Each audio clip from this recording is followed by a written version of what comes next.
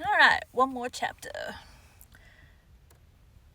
Today we'll be continuing 20,000 Leagues Under the Sea by Jules Verne. Chapter 18. Vanikoro. I need air. This terrible spectacle was the forerunner of the series of maritime catastrophes that the Nautilus was destined to meet with in its route. As long as it went through more frequented waters, we often saw the hulls of shipwrecked vessels that were rotting in the depths, and deeper down, cannons, bullets, anchors, chains, and 1,000 other iron materials eaten up by rust. However, on the 11th of December, we sighted the Pomento.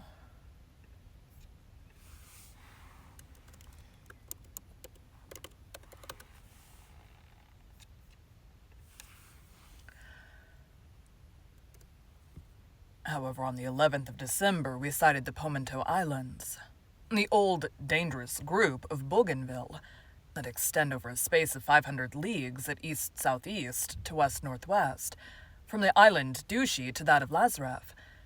This group covers an area of 370 square leagues, and it is formed of 60 groups of islands, among which the Gambier group is remarkable, over which France exercises sway. These are coral islands, slowly raised but continuous, created by the daily work of polypi. Then this new island will be joined later on to the neighboring groups, and a fifth continent will stretch from New Zealand and New Caledonia, and from thence to the Marquesas. One day when I was suggesting this theory to Captain Nemo, he replied coldly, "The Earth does not want new continents, but new men." Chance had conducted the Nautilus towards the island of Clermont-Tonnerre, one of the most curious of the group, that was discovered in 1822 by Captain Bell of the Minerva. I could study now the madreporal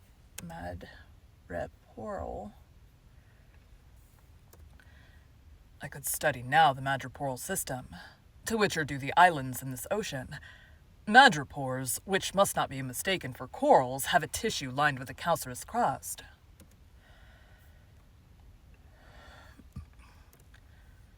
And the modifications of its structure have induced Monsieur Milne Edwards, my worthy master, to class them into 5 sections. The animalcule, that the marine polypus secretes live by millions at the bottom of their cells. Their calcareous deposits become rocks, reefs, and large and small islands. Here they form a ring, surrounding a little inland lake that communicates with the sea by means of gaps. There they make barriers of reefs like those on the coasts of New Caledonia.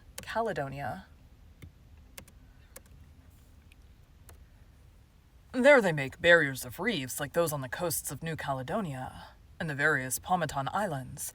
In other places, like those at Reunion and at Maurice, they raise fringed reefs, high straight walls, near which the depth of the ocean is considerable. Some cable lengths off the shores of the island of Clermont. I admire the gigantic work accomplished by these microscopial workers. These walls are specially the work of those madrepores, known as millipores, porites, madrepores, and asteres. These polypi are found particularly in the rough beds of the sea near the surface, and consequently it is from the upper part that they begin their operations, in which they bury themselves by degrees with the debris of the secretions that support them. Such is at least Darwin's theory, who thus explains the formation of the atolls, a superior theory, to my mind, to that given of the foundation of the madreporical works, summits of mountains or volcanoes, that are submerged some feet below the level of the sea. I could observe closely these curious walls, for perpendicularly they were more than 300 yards deep, and our electric sheets lighted up this calcareous matter brilliantly. Replying to a question Conseil asked me as to the time these colossal barriers took to be raised, I astonished him much by telling him that learned men reckoned it about the 8th... No, that is right, it just seems weird. I astonished him much by telling him that learned men reckoned it about the 1/8 of an inch in 100 years. Towards evening... Oh my god. Towards evening, Clermont-Tonnerre was lost in the distance, and the route of the Nautilus was sensibly changed. After having crossed the Tropic of Capricorn in 135 degrees longitude, it sailed west-northwest, making again for the tropical zone. Although the summer's sun was very strong, we did not suffer from heat, for at 15 or 20 fathoms below the surface, the temperature did not rise above from 10 to 12 degrees. On 15th of December, we left to the east the bewitching group of the Societies and the graceful Tahiti, Queen of the Pacific. I saw in the morning, some miles to the windward, the elevated summits of the island. These waters furnished our table with excellent fish, mackerel, bonitos, and some varieties of sea serpent. On the 25th of December, the Nautilus sailed into the midst of the New Hebrides.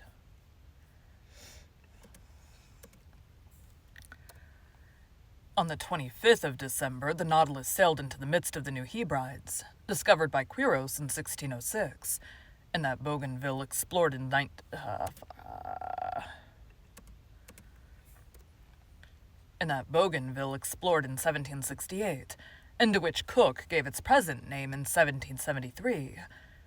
This group is composed principally of 9 large islands that form a band of 120 leagues north-north-south to south-southwest between 15 degrees and 2 degrees south latitude, and 164 degrees and 168 degrees longitude.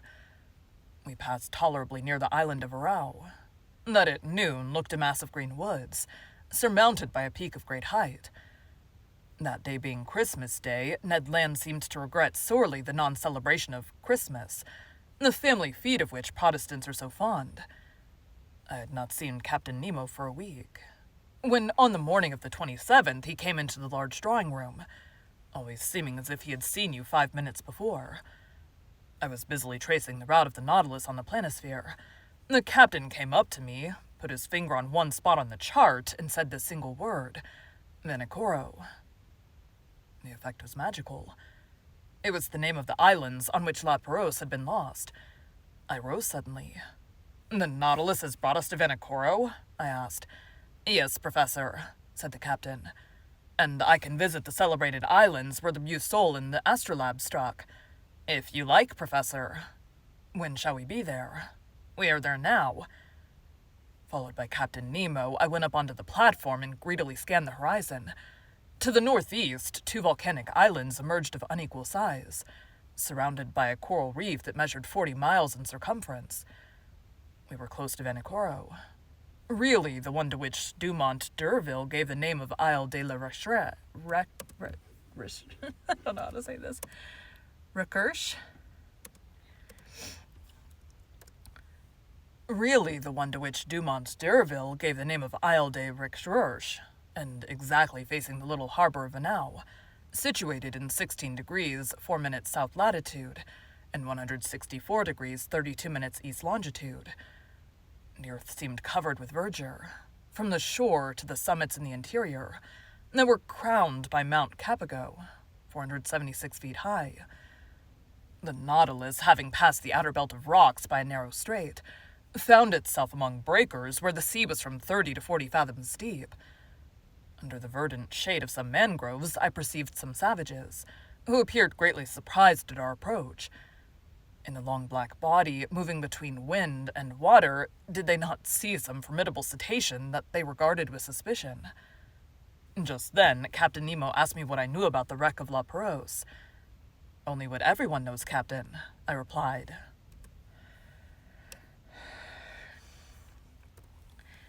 "And could you tell me what everyone knows about it?"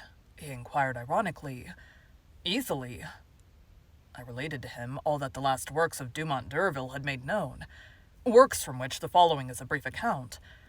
La Pérouse and his second, Captain de Langle, were sent by Louis XVI in 1785 on a voyage of circumnavigation. They embarked in the corvettes, Boussole and the Astrolabe, neither of which were again heard of. In 1791, the French government, justly uneasy as to the fate of these 2 sloops, manned 2 large merchantmen, the Recherche and the Espérance, which left Brest the 28th of September, under the command of Bruni de Entrecasteaux. Under the command of Bruni de Entrecasteaux.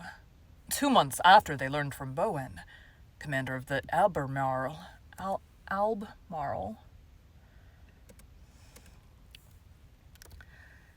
commander of the Albemarle, that the debris of shipwrecked vessels had been seen on the coasts of New Georgia, but d'Entrecasteaux ignored this communication, rather uncertain besides, directed his course towards the Admiralty Islands, mentioned in a report of Captain Hunter's as being the place where Le Perros was wrecked. They sought in vain. The Esperance and the Recherche passed before Vanikoro, without stopping there, and in fact this voyage was most disastrous, as it cost d'Entrecasteaux his life, and those of 2 of his lieutenants, besides several of his crew. Captain Dillon, a shrewd old Pacific sailor, was the first to find unmistakable traces of the wrecks. On the 15th of May, 1824, his vessel, the St. Patrick, passed close to Tikopia. The St. Patrick passed close to Tikopia, one of the New Hebrides. There, a Lascar came alongside in a canoe, sold him the handle of a sword in silver that bore the print of characters engraved on the hilt. The Lascar pretended that 6 years before, during a stay at Vanikoro, he had seen 2 Europeans that belonged to some vessels that had run aground on reefs some years ago. Dillon guessed that he meant Le Perros, whose disappearance had troubled the whole world. He tried to get on to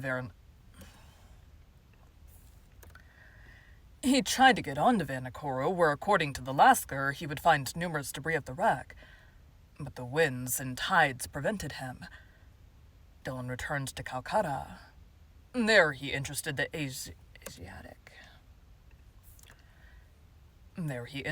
Asiatic Society and the Indian Company in his discovery. A vessel, to which was given the name of the Recherche, was put at his disposal, and he set out. 23rd January 1827, accompanied by a French agent. The Recherche, after touching at several points in the Pacific, cast anchor before Vanikoro, 7th July 1827, in that same harbor of Vanau where the Nautilus was at this time. There it collected numerous relics of the wreck: iron utensils, anchors, pulley strops, swivel guns, an 18-pound shot, fragments of astronomical instruments, a piece of crown work, and a bronze clock bearing this inscription: Bazin Merfait, the mark of the foundry of the arsenal at Brest about 1785. There could be no further doubt. Dillon, having made all inquiries, stayed at the unlucky place till October. Then he quitted Vanikoro and directed his course towards New Zealand, put into Calcutta 7th April 1828, and returned to France, where he was warmly welcomed by Charles X. But at the same time, without knowing Dillon's movements, Dumont d'Urville had already set out to find the scene of the wreck, and they had learned from a whaler that some medals and a cross of St. Louis had been found in the hands of some savages of Louis Sade in New Caledonia. Damn it, it's Caledonia, not Chalcedonia.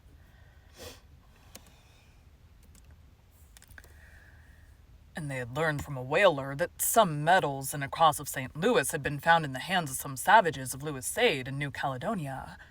Dumont d'Urville, commander of the Astrolabe, had then sailed, and 2 months after Dillon had left Vanikoro, he put into Hobart Town. There he learned the results of Dillon's inquiries, and found that a certain James Hobbs, 2nd lieutenant of the Union of Calcutta, after landing on an island, situated 8 degrees 18 minutes south latitude, and 156 degrees 30 minutes east longitude, had seen some iron bars and red stuffs, used by the natives of these parts. Dumont d'Urville, much perplexed and not knowing how to credit the reports of low-class journals, decided to follow Dillon's track. On the 10th of February 1828, the Astrolabe appeared off Tikopia, and took as guide and interpreter a deserter found on the island, made his way to Vanikoro, sighted it on the 12th instant.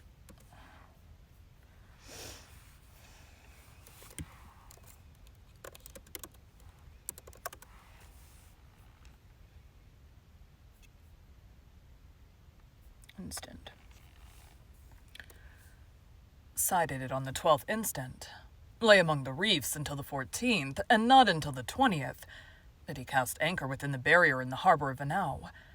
On the 23rd, several officers went round the island and brought back some unimportant trifles.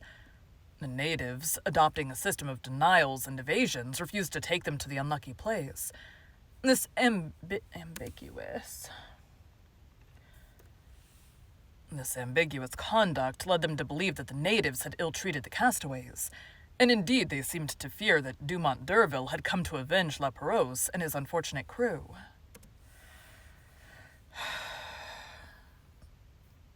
This is a long chapter. Crew.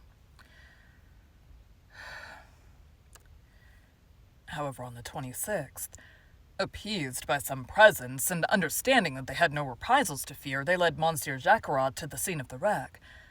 There, in 3 or 4 fathoms of water, between the reefs of Picao and Venau, lay anchors, cannons, pigs of lead and iron, embedded in the limy concretions. The large boat and the whaler belonged to the Astrolabe were sent to this place, and not without some difficulty. Their crews hauled up an anchor weighing 1,800 pounds, a brass gun, some pigs of iron, and 2 copper swivel guns. Dumont d'Urville, questioning the natives, learned too that La Pérouse, after losing both his vessels on the reefs of this island, had constructed a smaller boat, only to be lost a second time, where no one knew. But the French government, fearing that Dumont d'Urville was not acquainted with Dillon's movements, had sent the sloop Bayonnaise, commanded by Legonard de Tromelin, to Vanikoro, which had been stationed on the west coast of America. The Bayonnaise cast her anchor before Vanikoro some months after the departure of the Astrolabe, but found no new document, but stated that the savages had respected the monument to La Pérouse. That is the substance of what I told Captain Nemo. So, he said, no one knows now where the 3rd vessel perished that was constructed by the castaways on the island of Vanikoro. No one knows. Captain Nemo said nothing, but signed to me to follow him into the large saloon. The Nautilus sank several yards below the waves, and the panels were opened. I hastened to the aperture, and under the crustaceans of coral covered with fungi, siphonules, alcyons, madrepores, through myriads of charming fish, gyrelles, glycifridri, palmiferides, diacopes, and holocentries. I recognized certain debris that the drags had not been able to tear up: iron stirrups, anchors, cannons, bullets, capstan fittings, the stem of a ship, all objects clearly proving the wreck of some vessel, and now carpeted with living flowers. While I was looking on this desolate scene, Captain Nemo said in a sad voice, "Commander La Pérouse set out 7th December 1785 with his vessels La Bassoule and the Astrolabe. He first cast anchor at Botany Bay, visited the Friendly Isles, New Caledonia,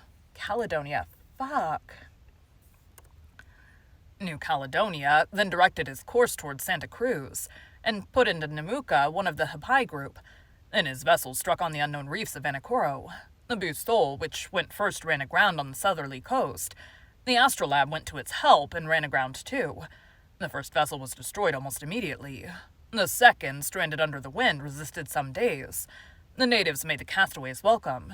They installed themselves in the island, and constructed a smaller boat with the debris of the 2 large ones. Some sailors stayed willingly at Vanikoro. The others, weak and ill, set out with La Pérouse. They directed their course towards the Solomon Islands, and there perished with everything on the westerly coast of the chief island of the group, between Capes Deception and Satisfaction. How do you know that? By this, that I found on the spot where was the last wreck. Captain Nemo showed me a tin plate box, stamped with the French arms and corroded by salt water. He opened it, and I saw a bundle of papers, yellow but still readable. They were the instructions of the naval minister to Commander La Pérouse, annotated in the margins in Louis VI's handwriting, 16th. Annotated in the margin in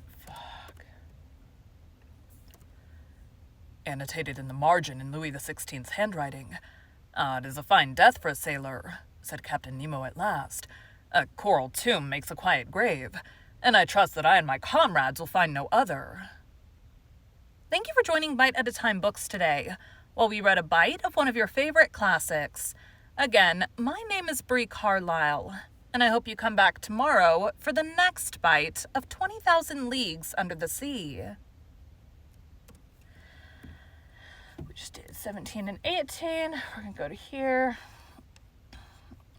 20,000, 17, 18. Thanks, guys.